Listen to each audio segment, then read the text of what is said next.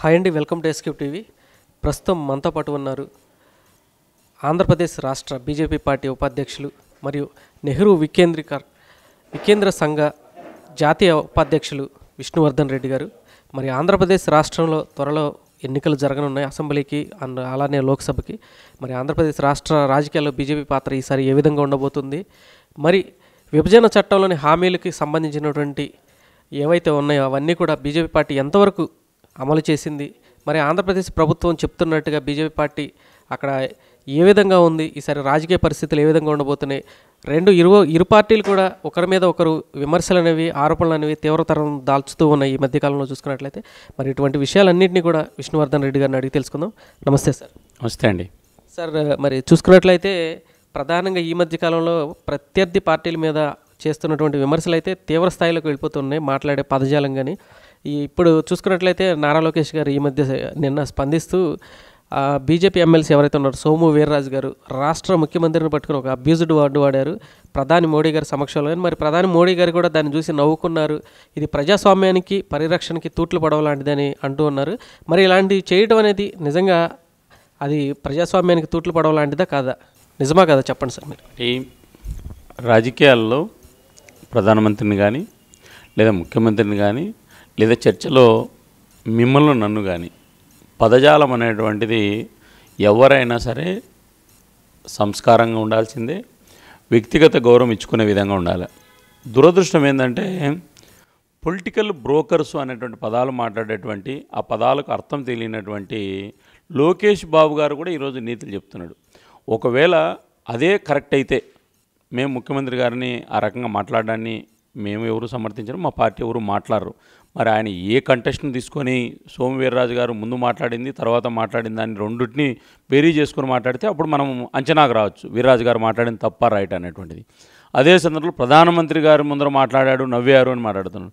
అసలు లోకేష్ బాబు గారికి తెలియదు ఏంటంటే ప్రధానమంత్రికి తెలుగు రాదు. మరి మా వీర్రాజు గారు మాట్లాడింది తెలుగు, మరి ప్రధానమంత్రి గారికి తెలుగు అర్థమయ్యి మాట్లాడారా అంటే లోకేష్ బాబు గారికి ఏంటంటే మిడిమిడి జ్ఞానంతో ఆయన వాళ్ళ తండ్రి ముఖ్యమంత్రి పదవిని అడ్డపెట్టుకొని సర్పంచ్గా కూడా గెలవనటువంటి వ్యక్తి ఆయన మంత్రి అయ్యాడు. ఇది నేను చెప్పలే, లోకేష్ బాబు గారి గురించి పవన్ కళ్యాణ్ గారు చెప్పినటువంటి అంశం, అది వాస్తవం కూడా. అదే సందర్భంలో ముఖ్యమంత్రి గారిని నిన్న భారతీయ జనతా పార్టీకి సంబంధించినటువంటి ఒక ప్రజాప్రతినిధి కార్పొరేటరు ఒక మహిళా నాయకురాలు అయ్యా 300 కోట్ల రూపాయలు కేంద్ర ప్రభుత్వం ఇచ్చింది, దాన్ని ఖర్చు పెట్టడం లేదు, 90 కోట్లే ఖర్చు పెట్టారు, డబ్బులు మూలిగిపోతున్నారు 200 కోట్లు కాకినాడ కార్పొరేషన్లో. నేను ఒక కార్పొరేటర్గా ప్రతిపక్ష పార్టీకి సంబంధించినటువంటి ఫ్లోర్ లీడర్గా ప్రజాప్రతినిధిగా మహిళా ప్రతినిధిగా చదువుకున్న మహిళగా నేను మీ దగ్గరికి వినతిపత్రం ఇస్తానని వస్తే ఆమెను పట్టుకొని ఏం మాట్లాడాడండి ముఖ్యమంత్రి గారు, నిన్ను ఫినిష్ చేస్తా, నాతో పెట్టుకుంటే ఏమవుతుందని ఒక హిట్లర్ తరహాలో మాట్లాడారు. అంటే పదజాలము లేకపోతే వాడి వేడి. బాబు రాజేంద్ర ప్రసాద్ గారు ఏం మాట్లాడినారండి, మీ ఇళ్ళకు వచ్చి కొడతాం, ప్రధాని ఇంటి దగ్గరకైనా వచ్చి కొడతాం, ఆంధ్రప్రదేశ్లో బీజేపీ నేతలు ఎవరు బతకలేరని మా ముఖ్యమంత్రి అనుమతి ఇస్తే అన్నాడు. నిన్న సాయంకాలం ప్రెస్ పెట్టి మాట్లాడితే ఈరోజు ఉదయం వాళ్ళ ముఖ్యమంత్రి అనుమతి ఇచ్చాడా, తెలుగుదేశం నేతలపై ఈరోజు కన్నా లక్ష్మీనారాయణ గారి ఇంటి మీద దాడి చేశారు. అసలు తెలుగుదేశం పార్టీ వాళ్ళకు మాట్లాడే నైతిక ఎక్కడుంది? అమిత్ షా గారు కుటుంబ సభ్యులతోటి వాళ్ళ తిరుమల దర్శనానికి వస్తే కలియుగ దైవం వెంకటేశ్వర స్వామి పాదాల చెంత పవిత్రమైనటువంటి పుణ్యక్షేత్రంలో వీధి రౌడీలాగా అమిత్ షా గారి Z+ భద్రత కలిగినటువంటి నాయకుడి మీద ఎవరు దాడి చేశారు? మీరు కాదా దాడి చేసింది? 2, బీజేపీకి సంబంధించినటువంటి రాష్ట్ర అధ్యక్షుడు కన్నా లక్ష్మీనారాయణ గారి మీద అనంతపురంలో ఎవరు దాడి చేశారు? మీరు కాదా దాడి చేసింది? కన్నా లక్ష్మీనారాయణ గారి మీద నెల్లూరు జిల్లాలో చెప్పులు దాడి ఎవరు చేశారు? మీరు కాదా దాడి చేసింది? ఒక ప్రభుత్వ ఉద్యోగి దొంగ ఇసుక అమ్ముకుంటున్నారు, ప్రభుత్వ ప్రజానాన్ని కొల్లగొడుతున్నారని చెప్పి ఒక మహిళా అధికారి వనజాక్షి గారు పోయి ఇసుక అక్రమ రవాణాను అడ్డుకుంటే ఆమెను కొట్టింది ఎవరు? మీ పార్టీ ఎమ్మెల్యే చింతమనేని కాదా? మీ పార్టీకి సంబంధించినటువంటి జేసీ దివాకర్ రెడ్డి గారు తాడిపత్రిలో మట్కా ఆడుతున్నటువంటి వాళ్ళని పట్టుకుంటే జేసీ దివాకర్ రెడ్డి అనుచరులు సిఐ హమీద్ మీద 10 రోజుల కింద దాడి చేసి ఆయన పోలీస్ జీపును తగలబెట్టింది మీరు కాదా? మీరేంది చట్టం గురించి మాట్లాడేది? స్వయాన గుంటూరు సభలో ముఖ్యమంత్రి గారు మాట్లాడుతున్నటువంటి సభలో ఒక మైనారిటీకి సంబంధించిన యువకులు అయ్యా మాకు న్యాయం జరగలేదు, మీరు ఎన్నికల హామీలు నెరవేర్చండి అంటే జైల్లో పెట్టింది ఎవరు? అంగన్వాడీ వర్కర్లు మా సమస్యలు పరిష్కరించండి అంటే మీ అంతు చూస్తానని బెదిరించింది ముఖ్యమంత్రి కాదా? నాయి బ్రాహ్మణులు మేము దేవాలయాల్లో క్షౌరవృత్తి చేసుకుంటున్నాము, మీరు ఎన్నికల్లో మాకు హామీ ఇచ్చారు, కొంచెం జీతం పెంచండి, మేము బతకలేకపోతున్నామంటే మీ అంతు చూస్తానని చెప్పి బహిరంగ మీడియా ముందర మాట్లాడింది ఎవరు? ఈ రాష్ట్ర ముఖ్యమంత్రి కాదా? మరి అదే ముఖ్యమంత్రి గారు కేసీఆర్ గారు ప్రకటన పెట్టి మాట్లాడితే 40 ఏళ్ళ ఇండస్ట్రీ, నేను అట్లా మాట్లాడను, నేను చాలా నీతి వాక్యాలు మాట్లాడు. మేము కూడా అనుకున్నాం నిజమేనమ్మా ముఖ్యమంత్రి గారు పాప 40 ఏళ్ళ ఇండస్ట్రీ ఆయన అనుభవజ్ఞుడని. కాదు, అసలు విషయం తెలిసింది ఏంటంటే ఓటుకు నోటు కేసుల్లో కేసీఆర్ గారు చంద్రబాబుని జైల్లో పెడతాడు కాబట్టి భయపడి ఆయన ముందర మాట్లాడు. మరి ఆంధ్రాలో మాత్రం అందరినీ జైల్లో పెడతానంటాడు. మరి ఎవరు ఉంటున్నా భాష ఎవరు మాట్లాడుతున్నారు? ఫ్రస్ట్రేషన్లోకి ఎవరు వెళ్ళిపోతున్నారు? అంటే ఇక్కడ ఏంటంటే మానసిక స్థితి మీద అనుమానాలు వస్తున్నాయి తెలుగుదేశం పార్టీ నేతల మీద, ముఖ్యమంత్రి మీద. మేమందరం రాష్ట్ర ప్రజలుగా ఆందోళన చెందుతున్నాం, ఆంధ్రప్రదేశ్ ముఖ్యమంత్రి ఎందుకు ఇట్లా అయిపోతున్నాడు అనేటువంటి విషయంలో. కాబట్టి తెలుగుదేశం వాళ్ళు భాష నేర్చుకోండి. మేము కూడా ఎవరైనా సరే రాష్ట్ర ప్రజలందరం కూడా వ్యక్తిగా చంద్రబాబు నాయుడు గారు గౌరవ ముఖ్యమంత్రికి గౌరవం ఇవ్వాల్సిందే. మాకు ఆ సంస్కారం ఉంది, మేము ఇస్తున్నాం. సార్, రాష్ట్ర ప్రభుత్వం అయితే ఈ మధ్యకాలంలో ఆంధ్రప్రదేశ్లో జరిగిన అభివృద్ధి మీద శ్వేతపత్రాలు అయితే రిలీజ్ చేస్తూ ఉంది. జరిగిన అభివృద్ధి ఇదని బీజేపీ పార్టీ అసలు సహకరించట్లేదు, మోడీ గారు ఆంధ్రప్రదేశ్ రాష్ట్రం మీద కక్ష కట్టి రావాల్సినటువంటి నిధులను విడుదల చేయట్లేదని మాట్లాడుతున్నారు. అసలు మీరు ఆంధ్రప్రదేశ్లో అభివృద్ధి ఎంతవరకు జరిగిందని అనుకుంటున్నారు మీరు? ఇప్పుడు చంద్రబాబు నాయుడు గారు శ్వేతపత్రాల్లో ఏం చెప్తాడు? అసలు మొత్తం ప్రపంచంలోనే ఆంధ్రప్రదేశ్ ఆదర్శం అని చెప్తాడు. బొమ్మల్లో ఏం చూపిస్తాడు? అమరావతి మొత్తం డిజిటల్ బొమ్మలు చూపిస్తాడు. బాహుబలి సినిమాలో బొమ్మలన్నీ, గ్రాఫిక్లన్నీ రోజు మీడియా ముందర రిలీజ్ చేస్తుంటాడు. అమరావతిలో అవి కట్టేసాము, ఇవి కట్టేసామని. అమరావతి మొత్తం అభివృద్ధి చెందేసింది, కోర్టు మీరు అనుమతిస్తే చాలు మేము 31వ తేదీ కోర్టు పెడతామని చెప్పి అఫిడవిట్స్ ఇచ్చాడు. తీరా భారత ప్రభుత్వం కోర్టు మంజూరు చేసింది, హైకోర్టు సుప్రీంకోర్టు ఆదేశాల మేరకు. అది ఇచ్చింది భారత ప్రభుత్వం, దేశంలో ఉండేది భారతీయ జనతా పార్టీ. మేము కూడా చెప్పుకోలే ఇచ్చామని, రాష్ట్రానికి రావాల్సిన హక్కు అది, మేము ఇచ్చాం. అదే సందర్భంలో 29వ తేదీన కనకమేడల రవీంద్రనాథ్ ఎంపీ గారు ఢిల్లీలో ప్రెస్ పెట్టి మేమే సాధించాం అన్నాడు.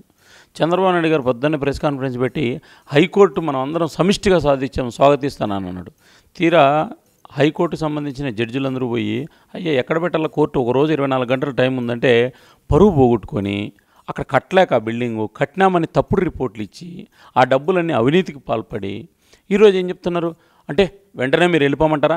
4 ఏళ్ళుగా కేసీఆర్ గారు హైదరాబాద్లో ఉండండి, మీకు 10 ఏళ్ళు కోర్టు ఉంది, మాకున్న ఇప్పుడు ఏదైతే 100 సంవత్సరాల చారిత్రాత్మక కట్టడం ఎగ్జిస్టింగ్ హైకోర్టు ఏదైతే ఉందో హైదరాబాద్లో మీరే నడుపుకోండి, 10 ఏళ్ళు మీరు కట్టుకున్నాక పోండి అంటే లేదు అని చెప్పి మేము రాత్రి పారిపోయి ఇక్కడ ఓటుకు నోటు కేసులో దొరికి ఈరోజు అక్కడ అబద్ధం చెప్పి అఫిడవిట్. ఎవరు ఇవన్నీ?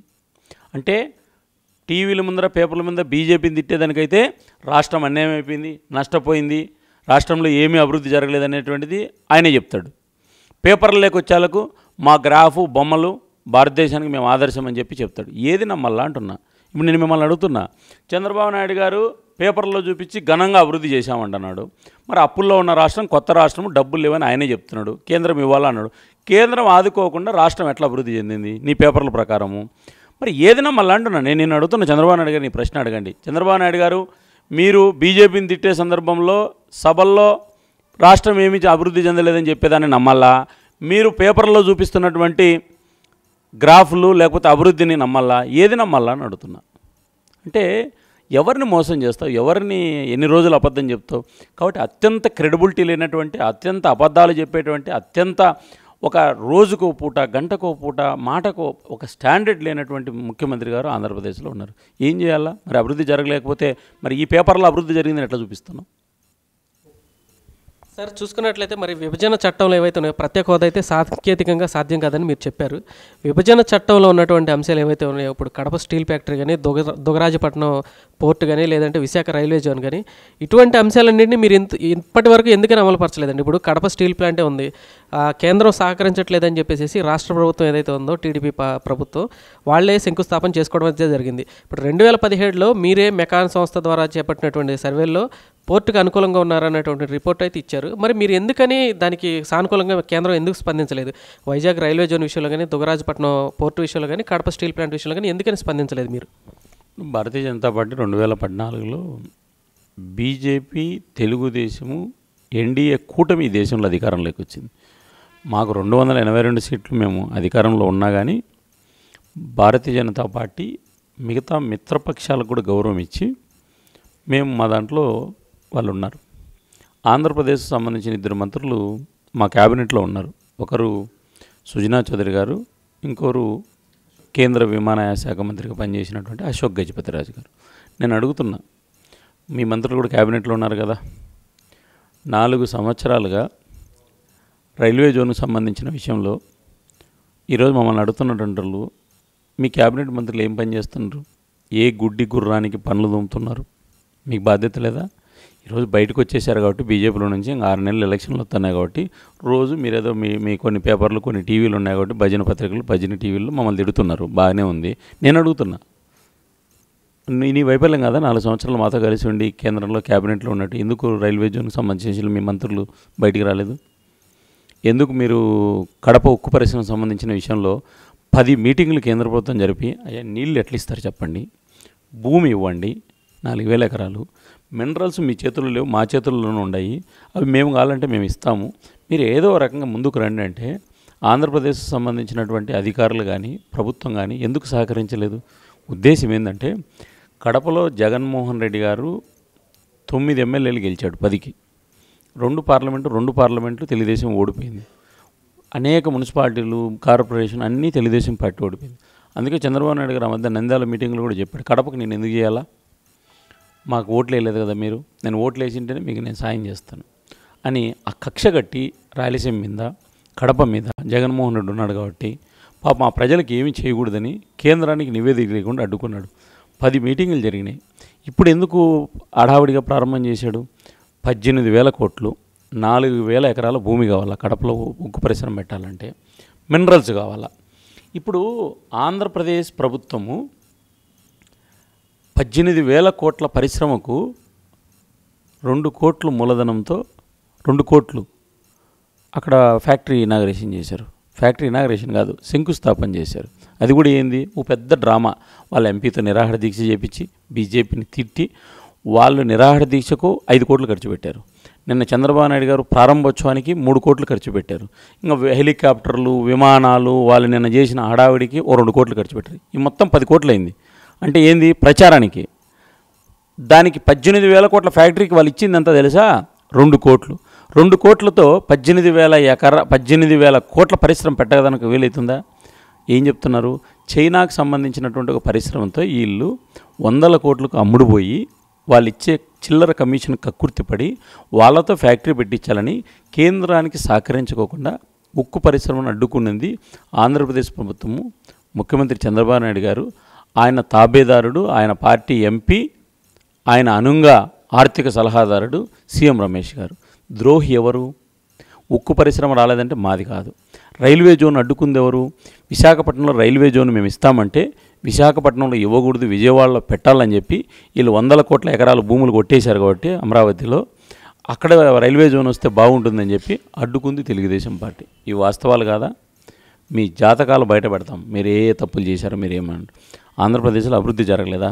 నిన్న కలెక్టర్ల సమావేశం జరిగితే, సార్ ఆంధ్రప్రదేశ్కు 6,300 కోట్ల రూపాయలు కేంద్రం డబ్బులు ఇచ్చేదానికి రెడీగా ఉంది, మన అధికారులు యూటిలైజేషన్ సర్టిఫికెట్లు నివేదికలు ఇవ్వడం లేదని చెప్పి స్వయాన కలెక్టర్ల కాన్ఫరెన్స్లో చంద్రబాబు నాయుడు గారు ముందర ఒక నిజాయితీ ఐఏఎస్ అధికారి, ఢిల్లీలో ఉండే రెసిడెన్స్ కమిషనర్ ఆంధ్రప్రదేశ్ సంబంధించిన అధికారి, సార్ మన వాళ్ళు ఎవరు రిపోర్ట్లు ఇవ్వడం లేదు, ఎవరు పని చేయడం లేదు అని చెప్పాడు. ఎవరు బాధ్యత తీసుకోవాలా? డబ్బులు లేవని మీరు అంటున్నారు కదా. డబ్బులు లేనటువంటి రాష్ట్రంలో 5 కోట్లు బట్టలు మార్చుకోనేకి ముఖ్యమంత్రి బస్సు కొన్నాడు, బుల్లెట్ ప్రూఫ్ బస్సు. ముఖ్యమంత్రి గారు ఎక్కడ పర్యటన చేసినా రోజుకు 4 హెలికాప్టర్లు ఒక విమానాన్ని వాడతాడు. ఏ దేశానికి పోయినా కూడా దావోద్ పర్యటనలు అంటే ₹1 అక్కడి నుంచి తీసుకొచ్చేది లేదు, కానీ 15-20 మందిని తీసుకుపోయి వ్యక్తిగత వ్యాపారాలు చేసుకుంటారు. ఆంధ్రప్రదేశ్లో ఎక్కడ ఏలు పెట్టినా కూడా అవినీతి. ఆంధ్రప్రదేశ్లో వాళ్ళు చేసింది ఏం లేదు. స్వచ్ఛ భారత్ కేంద్రమదే. అమరావతికి డబ్బులు ఇస్తే ఈ రోజు వరకు నీళ్లు గారేటువంటి అమరావతి కట్టారు. ఆ పక్కనే మేము కట్టాం ఎయిమ్స్. చూసిరాపండి ఎన్ని వందల కోట్లతో జరుగుతుందో. విశాఖపట్నంలో పెట్రోల్ యూనివర్సిటీ ఇస్తే ఈ రోజు వరకు భూమి హ్యాండ్ ఓవర్ చేయలేదు. విశాఖపట్నంలో ఐఏఎం ఇస్తే ఈ రోజు వరకు భూమి హ్యాండ్ ఓవర్ చేయలేదు. కాబట్టి అనంతపురంలో సెంట్రల్ యూనివర్సిటీకి 1000 కోట్లు ఇస్తే ఇప్పటివరకు భూమి హ్యాండ్ ఓవర్ చేయకూడదు. వీళ్ళు ఏమి చేయకపోయాక మేమేం చేసాం? ప్రైవేట్ సంస్థల్లో ఈరోజు విద్యాసంస్థలు నడుపుతున్నాం. ఇచ్చిన స్థలాలు ఉన్న చోట నిర్మాణాలు చేస్తున్నాం. కాబట్టి ఆంధ్రప్రదేశ్ ప్రభుత్వము ఏమీ చేయడం లేదు. అక్కడ బీజేపీ చేసిన పేర్లు మార్చుకొని చిల్లర ప్రచారం చేసుకుంటుంది. 90 రోజులు టైం ఉంది. ఆంధ్రప్రదేశ్కు చివరి ముఖ్యమంత్రి తెలుగుదేశం పార్టీ చంద్రబాబు నాయుడు గారు. రాష్ట్ర ప్రజలు సరైన సమయంలో వీళ్ళు చేసిన మోసాలన్నీ ఇంటింటా చెప్తున్నాం. అందుకే నిన్న మా ప్రధానమంత్రి మాట్లాడుతున్నారు, వణికిపోతున్నారు, భయపడిపోతున్నారు. ఒక అవినీతి పరుని పట్టుకుంటే జీవోలు తెస్తున్నారు, ఎవరు దొంగలు ఇక్కడ పట్టుకోకూడదని, సిబిఐ రాకూడదంటారు, ఈడీ రాకూడదంటారు. మీరు దొంగలు కాకపోతే, మీరు నిజాయితీ పరులైతే ఎందుకు రండి, బస్తేమే సవాల్. విశాఖపట్నంలో ఎయిర్పోర్ట్లో జగన్మోహన్ రెడ్డి మీద దాడి జరిగితే 10 గంటల్లో చంద్రబాబు నాయుడు ఏం చెప్పారు? మమ్మల్ని ఎందుకు అంటారు, విమానాశ్రయం ఎవరి పరిధిలో ఉంది, అది కేంద్ర ప్రభుత్వం పరిధి కదా, తెలీదా అంటాడు. అదే కర్నూలులో 8వ తేదీ నేను విమానాశ్రయాన్ని జాతికి అంకితం చేస్తా, నేనే సాధించాను అంటాడు. మరి కర్నూలు విమానాశ్రయం నీ పరిధిలోకి వచ్చిందే? ఎవరిని మోసం చేస్తారండి? కర్నూలు విమానాశ్రయం అయితే చంద్రబాబు నాయుడుదంట, విశాఖపట్నంలో దాడి జరిగితే మాత్రం ప్రారంభోత్సవానికి వస్తే నాది, దాడి జరిగి మీ వైఫల్యాలు ఏంటన్నా ఉంటే బీజేపీది. అంటే చెడ్డ పేరంతా బీజేపీకి, మంచి పేరంతా నాది. ఎవరిని మోసం చేస్తారు? ఎన్ని రోజులు మోసం చేస్తారు? కాబట్టి నిన్న పరువు పోగొట్టుకున్నారు కదా. జగన్మోహన్ రెడ్డి హత్య కేసు జరిగిన సంఘటన కేంద్రానికి రాసేసింటే అయిపోయేది కదా. మీరు ఎక్కడ తప్పు చేయకోకుండా పోతే రాష్ట్ర పోలీసులు ఎందుకు దాన్ని కేసు ఇన్వెస్టిగేషన్ చేసి, నిన్న కోర్టు ఏం చెప్పింది? పరువు పోయింది. ఆయేషి మీరా హత్య కేసులో సిబిఐ ఇన్వాల్వ్ కామనింది హైకోర్టు కోరిక మేరకు ఈరోజు సిబిఐ ఇన్వాల్వ్ అయింది. మీ జీవో ఎడబెట్టుకున్నారు, మడిపి ఎక్కడన్నా పెట్టుకోండి ఇప్పుడు జీవోను. ఏమైనా మీ జీవో సిబిఐ రానిము, ఈడీ రానిము, దొంగలను నరేంద్ర మోడీ వదలడు. వణికిపోతున్నారు. ఆంధ్రప్రదేశ్లో 4 ఏళ్ళు దోచేసుకున్నారు తెలుగుదేశం మంత్రులు, ఎమ్మెల్యేలు. అసలు రాష్ట్రంలో పాలన ఏంది లేదు. ఓన్లీ అంత కింది స్థాయి నుంచి పై స్థాయి వరకు మొత్తం అవినీతిలో కూరుకుపోయారు. కాబట్టి ఇప్పుడు ఏంది పట్టుకుంటామనేటువంటి భయము. అవినీతి చేయొద్దండి అంటే మోడీ గారు భయపడి వెళ్ళిపోయారు మా దగ్గర నుంచి. ఎందుకు వెళ్ళిపోయారు? రాష్ట్ర ప్రయోజనాల కోసం కాదు, స్వార్థ రాజకీయ ఆర్థిక ప్రయోజనాల కోసం బీజేపీ నుంచి బయటకు వచ్చి కాంగ్రెస్ లాంటి దొంగలతో కలిశారు. ఎన్టీ రామారావు గారు ఆత్మ శోభిస్తుంది. సార్, మీరు మాట్లాడుతున్నట్టుగా మేము ఇస్తామన్న నిధులు కూడా తీసుకోవడానికి ఇంతకుముందు ఇచ్చిన డబ్బులకి యూసీలు ఇవ్వట్లేదని మాట్లాడుతున్నారు. తాజాగా మున్సిపల్ శాఖ మంత్రి ఆంధ్రప్రదేశ్ నారాయణ గారు మాట్లాడుతూ రాష్ట్రానికి అంటే అమరావతికి ఇచ్చినటువంటి నిధులకు సంబంధించి 156,100 కోట్లకి యూసీలు ఇచ్చాం మేము ఆల్రెడీ, అసెంబ్లీలో కూడా నేను చూపించడం జరిగింది, ఇంకా రావాల్సినటువంటి డబ్బులు కూడా వీళ్ళు ఆఫ్ చేస్తున్నారని మాట్లాడుతున్నారు. మరి ఇచ్చిన వాటికి కూడా మీరు ఎందుకు ఇవ్వట్లేదండి? ఇంకొక విషయం ఏంటంటే రాయలసీమకి బుందేల్ఖండ్ తరహా ప్యాకేజ్ ఇస్తామన్నారు. 1 సంవత్సరం ఇచ్చారు 50 కోట్లు, 2వ సంవత్సరం వెనక్కి తీసేసుకున్నారు. మరి మీరు కూడా ఒక రాయలసీమ వ్యక్తిగా అయ్యుండి ఆ ప్యాకేజీని ఎందుకని సాధించలేకపోయారు? ఇప్పుడు ఇచ్చిన యూసీలకి కూడా లెక్కలు చూపించిన వాటికి కూడా వాటి అడ్డుకుంటున్నారంటే బీజేపీ కక్ష సాధిస్తుందని చెప్పేసి మాట్లాడుతూ ఉన్నారు. సో దీనిని మీరు ఏ విధంగా మాట్లాడతారండి? నువ్వు మిత్రమా, మీలాంటి సీనియర్ జర్నలిస్టులు, చదువుకున్నటువంటి యువ జర్నలిస్టులు కూడా తెలుగుదేశం వాళ్ళు ఏం చేశారంటే ఇట్లా తప్పుడు సమాచారం ఇస్తున్నారు. ఏంటంటే రాయలసీమ వెనుకబడినటువంటి ప్రాంతాలకు సంబంధించిన విషయంలో కేంద్ర ప్రభుత్వము బుందేల్ తరహా ప్యాకేజ్ ఇవ్వాలనే ఉద్దేశంతో ఈ ఆర్థిక సంవత్సరానికి 12,000 కోట్ల రూపాయలు 100 రోజులు ఉన్నటువంటి ఉపాధి హామీ పథకాన్ని 150 రోజులకు మార్చి 12,000 కోట్లు ఇచ్చింది. అంటే గతంలో యూపీఏ ప్రభుత్వం 2004 నుంచి 2014కు ఇచ్చిన నిధులు 3 నుంచి 4,000 కోట్లు సంవత్సరానికి. మేమెంత ఇచ్చాము? 12,000 కోట్లు ఇచ్చాం. అంటే సరాసరి ఎంత? మన 4 ఏళ్ళు అంటే 30 నుంచి 40,000 కోట్ల రూపాయలు ఒక నరేగా కింద ఇచ్చాం. గ్రామాల సిమెంట్ రోడ్లు అవే, రండి రాయలసీమ ప్రాంతానికి, గ్రామాల్లో ఉన్నటువంటి నీటి అభివృద్ధి అవే, గ్రామాల్లో వేసినటువంటి వీధి లైట్లు అవే, గ్రామాల్లో వేసిన స్వచ్ఛ భారత్ నిధులు, ఉపాధి హామీవే, చంద్రబాబు నాయుడు గారు చెప్పేటువంటి చంద్రన్న బాట నిధులు అవే, పేర్లు మార్చుకున్నారు. 1,050 కోట్లు ఇచ్చాం. వెనుకబడిన ప్రాంతాలకు సంబంధించిన నిధులు 1,050 కోట్లు. 1,050 కోట్లు ఇస్తే 3 ఏళ్ళు అవుతున్నా కానీ 950 కోట్లు 100 సార్లు అడిగితే కేంద్ర ప్రభుత్వము యూసీలు ఇవ్వలేదు. ఆ డబ్బులు ఏం చేశారు తెలుసా? రాయలసీమలో రైతులు ఆత్మహత్యలు చేసుకుంటున్నారు. నేను రాయలసీమ ప్రాంతానికి సంబంధించినండి, అక్కడ పోయి 50 ఎకరాల పొలం ఉన్న రైతులు కేరళ, కర్ణాటకలో భిక్షాటం చేసుకుంటున్నారు. చదువుకున్న బిడ్డలు, ఇంజనీరింగ్ చదివినటువంటి వాళ్ళు ఉద్యోగాలు లేక కర్ణాటకలో సెక్యూరిటీ గార్డులుగా పనిచేస్తున్నారు, ఇంజనీరింగ్ చదివినటువంటి పిల్లలు. నీకు కూడా రాయలసీమ మీద అవగాహన ఉంది. అయితే ఈరోజు ఇచ్చిన డబ్బులను ఖర్చు పెట్టుకోకుండా యూటిలైజేషన్ సర్టిఫికేట్ ఇవ్వతే తండ్రి బిడ్డకు 100 రూపాయలు ఇస్తే కూడా ఏం చేసేవరా అని అడుగుతారు. ప్రజల సొమ్ము కేంద్రము రాష్ట్ర ప్రభుత్వాలు కలిసి ఖర్చు పెట్టేటప్పుడు నువ్వు ఖర్చు పెట్టినటువంటిది చెప్పాల్సిన బాధ్యత లేదా? అదే తెలంగాణ గవర్నమెంట్ పొద్దున్నే అడిగితే సాయంకాలం 450 కోట్లు ఇచ్చి తీసుకుంది. నువ్వు ఎందుకు తీసుకోవట్లేదు అంటే నీకు రాయలసీమ మీద కక్ష. ఎందుకంటే హైకోర్టుకు స్థలం లేదని చెప్పి 2 ఏళ్ళు ఆపినటువంటి వ్యక్తి రాయలసీమలో హైకోర్టు పెట్టమంటే పారిపోయాడు చంద్రబాబు నాయుడు గారు. అంటే రాయలసీమే కాదు, రాష్ట్రం మీదనే చంద్రబాబు నాయుడు గారికి కక్ష, మాకు కాదు. రెండోది, మేము రాయలసీమకు సంబంధించిన విషయంలో లేదా మీరు చెప్పినటువంటి నారాయణ గారు చెప్పిన క్యాపిటల్కి సంబంధించి నేను అడుగుతున్నా, స్క్వేర్ ఫీట్ ఎక్కడైనా కానీ బాగా కడితే కూడా 1,000, 1,500, 2,000 రూపాయలు, 8,000 రూపాయలు ఇచ్చారు స్క్వేర్ ఫీట్కు. ఎక్కడ? అమరావతిలో ఇప్పుడు కట్టినటువంటి తాత్కాలిక భవనాలకు. ఈ దేశంలో ఎవరన్నా కానీ ప్రజల సొమ్ము 8,000 రూపాయల స్క్వేర్ ఫీట్కి ఎవరైనా ఇస్తారా? ఎంత మోసం తెలుసా మీకు? 9.5 లక్షల ఇండ్లు ఇచ్చాం పేదలకు. మా వెంకయ్యనాయుడు గారు ఉపరాష్ట్రపతిగా పోయే ముందు 6.5 లక్షల ఇండ్లు ఇచ్చిపోయాడు. తర్వాత మళ్ళీ 3 లక్షల ఇండ్లు ఇచ్చాం. మాతో విడిపోయినాక 3 లక్షలు ఇచ్చాం. 9.5 లక్షల ఇండ్లు కట్టమని చెప్తే ఈ రోజు వరకు ఏమయ్యా ఇండ్లు కట్టడం లేదని చెప్పి కేంద్ర ప్రభుత్వం అర్బన్ హౌసింగ్ అడిగితే ఈ నారాయణ గారు ఇప్పుడు నువ్వు అడుగుతున్న మంత్రి ఆయన చెప్పేదాన్ని అబద్ధాలు అనే విషయం చెప్తున్నా. ఆయన సొంత ఊరిలో కట్టలా, నెల్లూరులో కట్టకోకుండా ఏం చేశాడు తెలుసా? ఇంకా తమాషా, ఆయన 3.5 లక్షలు ఇండ్లు కట్టేసాం డబ్బులు ఏంటి అని చెప్పి లెటర్ రాశాడు కేంద్రానికి. కేంద్ర ప్రభుత్వం ఏం చేసిందంటే మీ దగ్గర నుంచి ఇండ్లు కట్టలేదని చెప్పి బాధితులు ఫిర్యాదు చేస్తున్నారని చెప్పి ఎంక్వైరీ చేస్తే లేదు 1,00,000 ఇండ్లు కట్టామని చెప్పి ఇచ్చారు. జియో ట్యాగ్ కింద కేంద్ర ప్రభుత్వము ఎవరు ఇండ్లు కట్టినారనేటువంటిది కేంద్రమే నేరుగా ఆధార్ లింక్ చేసి ప్రయత్నం చేస్తే 90,000 ఇండ్లు కట్టారు.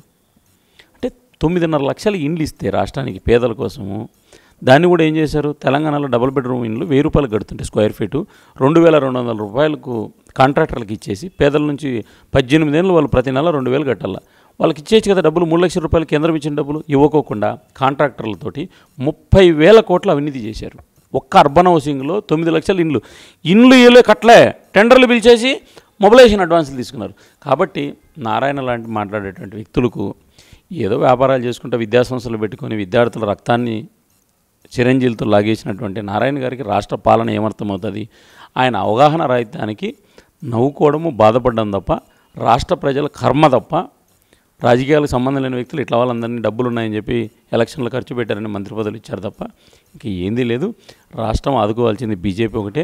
రానున్న రోజుల్లో నరేంద్ర మోడీ వస్తున్నాడు. 6వ తేదీ నిన్న ఒక సభలో మాట్లాడుతూనే ఆంధ్రప్రదేశ్లో చంద్రబాబు నాయుడు గారు అరుస్తున్నాడు. తెలుగుదేశం సోదరులు నాయకులు కళ్ళు దాగిన కోతుల్లాగా ఎగురుతున్నారు. ఒకరోజు మాట్లాడుతున్న మోడీ 25 పార్లమెంట్లో మాట్లాడతాడు మోడీ. 18వ తేదీన ఆంధ్రప్రదేశ్లో అమిత్ షా పర్యటించబోతున్నాడు. రాష్ట్రాన్ని ఆదుకునేది బీజేపీ. తెలుగుదేశం చరిత్రలో ఏ రోజు కూడా బీజేపీతో కలవకుండా చంద్రబాబు నాయుడు 1999లో కానీ మాతో కలిస్తేనే అధికారంలోకి వచ్చాడు. 2009లో మాతో కలవలేదు. సిపిఐ సిపిఎం టీఆర్ఎస్తో కలిశాడు, పోయాడు. 2014లో మళ్ళీ సిగ్గు లేకుండా మాతో కలిశాడు. కాబట్టి మళ్ళీ కలిసినప్పుడు అధికారంలోకి వచ్చాడు. కాబట్టి తెలుగుదేశం పార్టీ ఒక ముగిసిన అధ్యాయం. ఆంధ్రప్రదేశ్ అభివృద్ధికి వాళ్ళు ఏం చేయాల్సిన అవసరం లేదు. బీజేపీ ఆదుకుంటుంది. ఇచ్చిన మాట మేరకు 100% 2019 లోపల కూడా ఎయిమ్స్, ఐఐటి, ఐఏఎస్ఆర్, రోడ్లు, అదేవిధంగా రాజధాని నిధులు అన్నీ 100కి 100 రూపాయలు చేసి ఎన్నికలకు వస్తాం. సార్, తెలుగుదేశం పార్టీ మాట్లాడుతున్నట్టుగా రాష్ట్రానికి ఏం చేయలేదంటున్నారు. విభజన చట్టంలోని హామీలు ఏవైతే ఉన్నాయో వాటిని మేము చాలా వరకు అమలు చేసామని అంటున్నారు. ఇప్పటి వరకు కూడా మీరు అమలు చేసిన వాటి విలువ ఎంతవరకు ఉంటుంది? అంటే ఇవ్వాల్సినటువంటి నిధులు ఎంతవరకు ఇచ్చారు ఈ 4.5 సంవత్సరాల్లో? సో వాళ్ళు ఇవ్వలేదని చెప్తున్న దానిలో వాస్తవం ఎంతవరకు ఉంది? భారతదేశానికి స్వాతంత్రం వచ్చిన తర్వాత ఆంధ్రప్రదేశ్ ప్రభుత్వానికి బీజేపీగా నేను ఒక సవాల్ విసురుతున్నాను. ఏంటంటే స్వాతంత్రం వచ్చినప్పటి నుంచి ఇప్పటివరకు ఒక రాష్ట్రానికి మేము అధికారంలోకి వచ్చిన తర్వాత 4 సంవత్సరాలు ఆంధ్రప్రదేశ్కు ఇచ్చినన్ని నిధులు ఇప్పటిదాకా దేశ చరిత్రలో ఎవరు కూడా వేయలేదు. ఆంధ్రప్రదేశ్కు మేము ఇచ్చిన నిధులే ఆంధ్రప్రదేశ్లో అభివృద్ధి జరుగుతున్నటువంటిది. చంద్రబాబు నాయుడు గారు 4 ఏళ్ళు ప్రపంచంలో ఏ ప్రధానమంత్రి చేయలేనంత అభివృద్ధి నరేంద్ర మోడీ చేశాడు. ఆయనే అధికారంలో ఉండాలని రోజు మా గురించి చెప్పి ప్రత్యేక హోదా వద్దు, ప్యాకేజీ కావాలని చెప్పి, ప్రత్యేక హోదా అడిగిన వాళ్ళని జైల్లో పెడతానని చెప్పి, నరేంద్ర మోడీ బాగా చేశాడని చెప్పి శాసనసభలో ధన్యవాద తీర్మానం పెట్టి 2019లో మళ్ళా ప్రధానమంత్రి నరేంద్ర మోడీ గెలవాలా ఇది అని తీర్మానం పెట్టి అఖిలపక్ష బీజేపీ ఎన్డీఏ సమావేశంలో మాట్లాడినటువంటి చంద్రబాబు నాయుడు గారు ఈరోజు యూటర్న్ తీసుకొని గంటకో మాట పూటకో మాట ఆయన మాట్లాడుతున్నాడు. కాబట్టి ఆంధ్రప్రదేశ్లో భారతీయ జనతా పార్టీ రానున్న రోజుల్లో చంద్రబాబు నాయుడు గారికి రాష్ట్ర ప్రజలకు మేము చెప్పదలుచుకుంది ఏంటంటే చంద్రబాబు నాయుడు గారికి వయసు అయిపోయింది, ఆయన పార్టీకి కూడా వయసు అయిపోయింది. వాళ్ళు భవిష్యత్తును ఆలోచించే స్థితిలో లేరు. కొందరు క్లచెస్లోకి వెళ్ళిపోయారు. కాబట్టి కాంగ్రెస్ లాంటి అవినీతి పరులతో కలిశారు. భవిష్యత్తు ఉండేది భారతీయ జనతా పార్టీకి. ఆంధ్రప్రదేశ్ను అన్ని రంగాల్లో అభివృద్ధి చేస్తామని మళ్ళీ ఒకసారి గుర్తు చేస్తాం. సార్, ఎన్నికల దగ్గరికి వస్తున్నాయి కాబట్టి ఒకే ఒక ప్రశ్న. తెలంగాణ రాష్ట్రంలో వ్యతిరేకత లేని తెలంగాణ రాష్ట్రంలో 119 స్థానాల్లో పోటీ చేస్తే వచ్చిందే ఒకే ఒక సీటు మీ పార్టీకి. మరి ఆంధ్రప్రదేశ్లో వ్యతిరేకత ఉందని చెప్పి అందరూ అంటూ ఉన్నారు. మరి ఇటువంటి వ్యతిరేక పరిస్థితుల్లో 175 ఎమ్మెల్యే స్థానాల్లో కానీ 25 ఎంపీ స్థానాల్లో కానీ మీరు అసలు ఎన్ని స్థానాల్లో గెలవగలరు అనుకున్నారు? లేదంటే ఏ విధంగా ముందుకు వెళ్ళబోతున్నారు? ఇప్పుడు మేము 2 సీట్ల నుంచి 282 సీట్లు గెలిచినటువంటి భారతీయ జనతా పార్టీ. ఉమ్మడి రాష్ట్రంలో తెలుగుదేశం పార్టీ మాతో కలవకపోయింది కూడా 1998లో ఆంధ్రాలో 2 పార్లమెంటు స్థానాలు, తెలంగాణలో 2 పార్లమెంటు స్థానాలు, 4 అసెంబ్లీలు పార్లమెంట్లు గెలిచాం. మేము గెలుస్తున్న 18% ఓట్లు వచ్చాయి. మాకు ఈ ఆటుపోట్లన్నీ మాకు సర్వసాధారణం. ఆంధ్రప్రదేశ్ ప్రజలు నరేంద్ర మోడీని నమ్ముతున్నారు, ఒక నీతివంతమైన పాలన నమ్ముతున్నారు. దొంగలంతా ఒక పక్క ఉన్నారు, నిజాయితీ పరులంతా ఒక పక్క ఉన్నారు. బీజేపీ ఒక స్పష్టమైనటువంటి మెరుగైన ఫలితాలు 2019లో ఆంధ్రప్రదేశ్లో ఒక క్రియాశీలక రాజకీయ పార్టీగా అవతరించబోతుంది. మేము చేసిన పనులు ప్రజల ముందుకు చెప్పి ఓట్లకు పోతాం.